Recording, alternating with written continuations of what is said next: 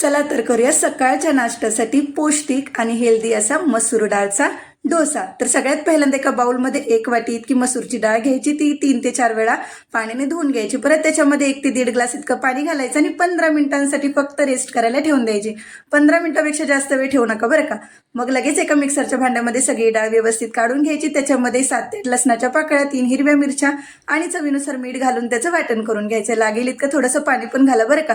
अर्धा कप इतकं पाणी लागलेलं आहे डाळ वाटण करण्यासाठी। परत पाणी घालून त्याचं स्मूथ असं टेक्स्चर आपल्याला करून घ्यायचं। डाळीचं वाटण झाल्यानंतर परत चवीनुसार थोडंसं मीठ घालायचं आणि त्याला चमच्याने व्यवस्थित ढवळून घ्यायचं। गॅसवरती एक डोसा पॅन गरम करून घ्यायचा, त्याच्यावरती थोडंसं तेल स्प्रेड करायचं आणि त्याला ब्रशने पुसून घ्यायचं। डोश्याचं बॅटर त्याच्यावरती घालायचं आणि पाहिजे तसा डोसा आपल्याला घालून घ्यायचा। इथे डोसा भाजण्यासाठी 3 ते 4 वेळ लागतो, 3 ते 4 मिनिटं लागतात बरं का। त्यासाठी कमी गॅसवरती डोसा व्यवस्थित असा कुरकुरीत होईपर्यंत भाजून घ्या। लगेच त्याच्यावरती बारीक चिरलेला कांदा, बारीक चिरलेला टोमॅटो आणि थोडीशी कोथिंबीर घालून थोडंसं तेल सुद्धा स्प्रेड करा बरं का।